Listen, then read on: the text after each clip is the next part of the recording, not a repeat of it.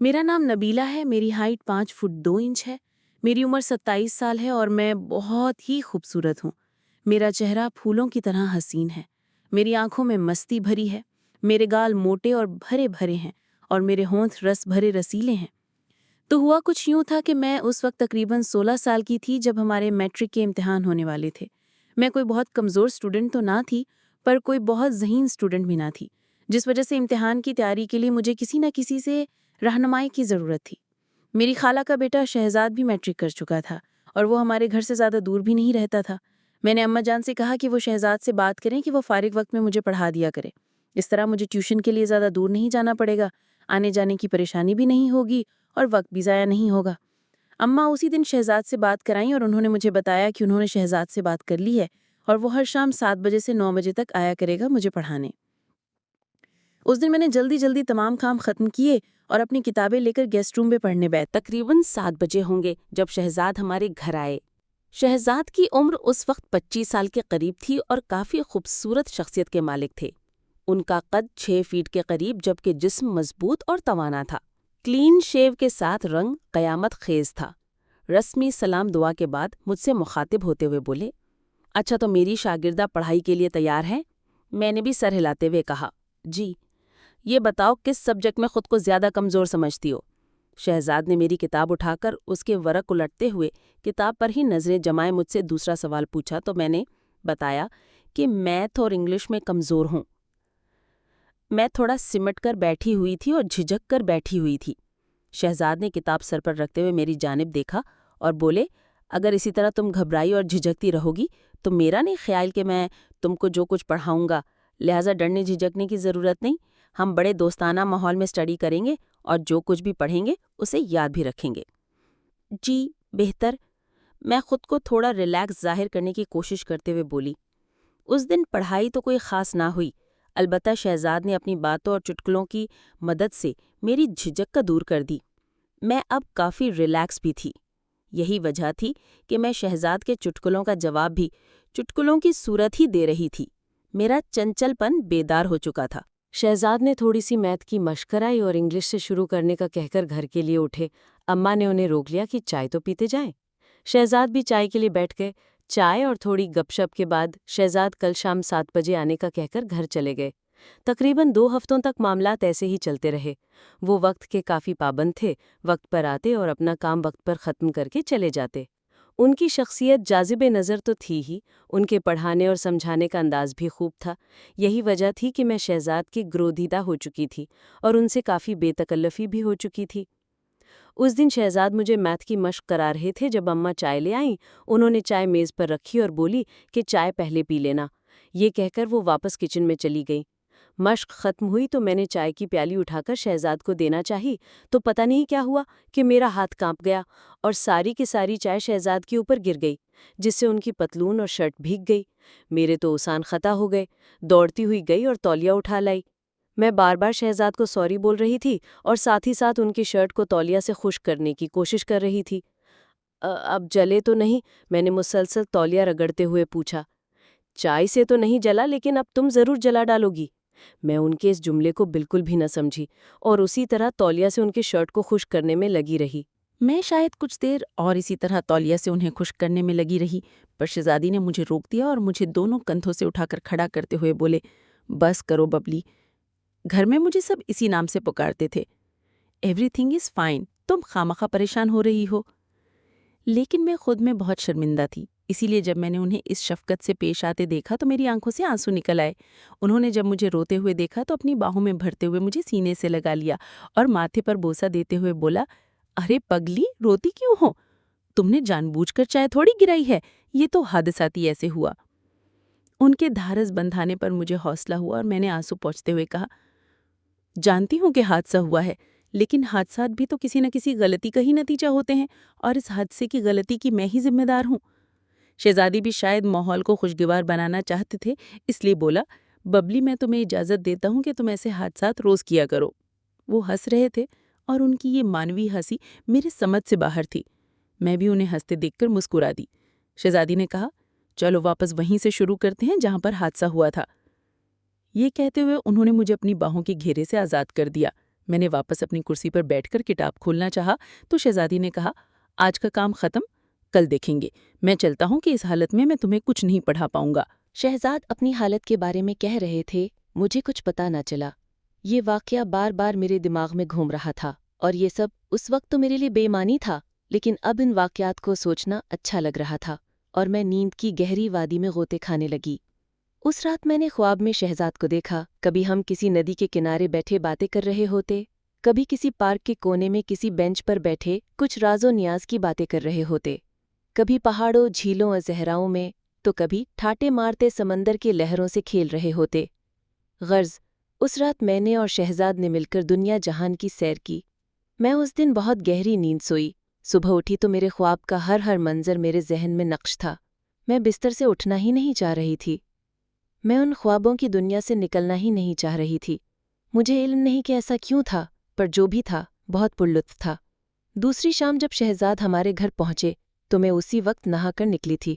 میرے بال گیلے تھے اور ان سے ابھی تک پانی ٹپک رہا تھا۔ شہزاد کی بار بار ترستی ہوئی نظر کو میں بخوبی نوٹس کر سکتی تھی۔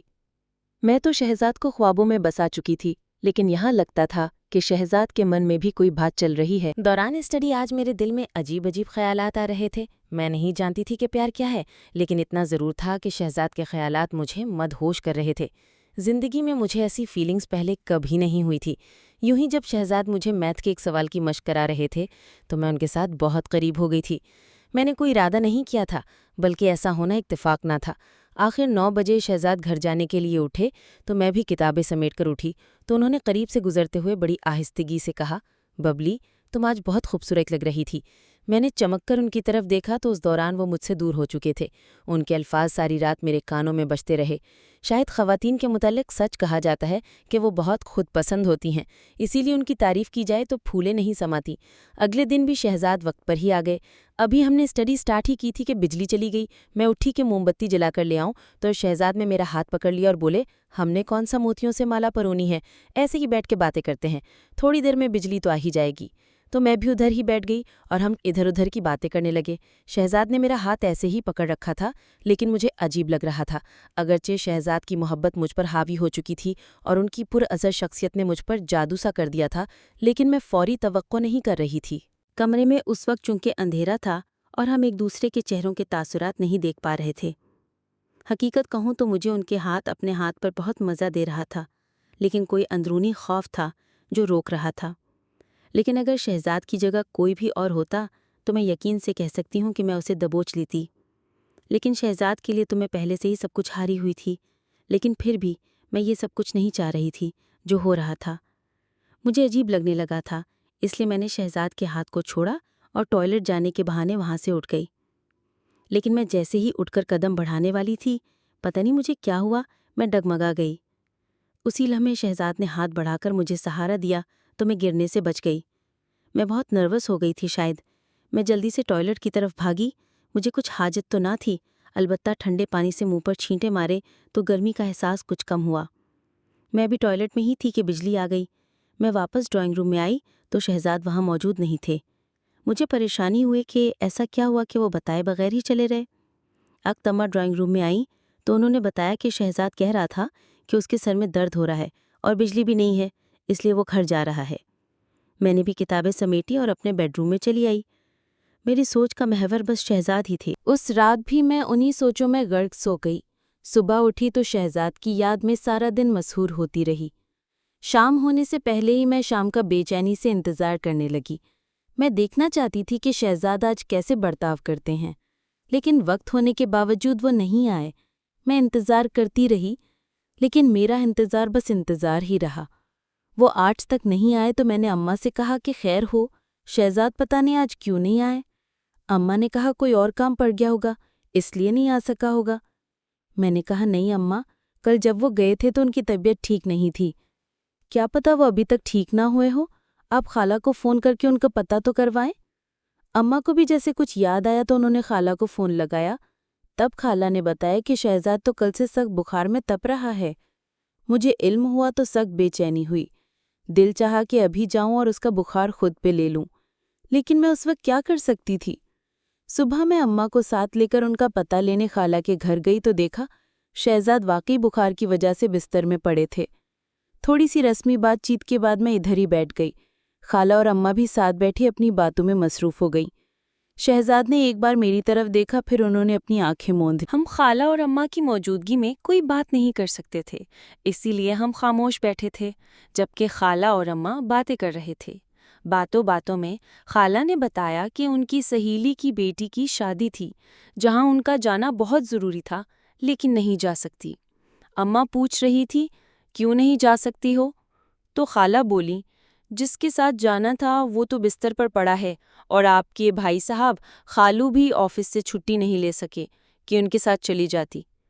اماں خالہ کی سہیلی کو جانتی تھیں اور انہیں پتہ تھا کہ وہ کدھر رہتی ہے، اس لیے خالہ سے بولی تمہاری سہیلی کون سا دوسرے شہر میں رہتی ہے، ٹیکسی پکڑو اور 2 گھنٹے میں واپس آ جاؤ گی۔ میں نے یہ سنا تو میرے دماغ میں پلان آیا کہ اگر اماں اور خالہ شادی پر چلی جائیں تو مجھے شہزاد سے اکیلے میں بات کرنے کا موقع مل جائے گا۔ یہی سوچ کر میں نے بھی اماں کی تائید میں کہا خالہ اگر آپ کی سہیلی اسی شہر میں رہتی ہے تو تب آپ ضرور جائیں، شہزاد کی فکر نہ کریں، 2-3 گھنٹوں تک ہم ان کی تیمارداری کر لیں گے۔ خالہ اور اماں دونوں کو میں نے شادی میں جانے پر آمادہ کر لیا، اگرچہ جانا نہیں چاہتی تھی۔ ان دونوں کے جانے کے بعد میں اور شہزاد اب گھر میں اکیلے تھے۔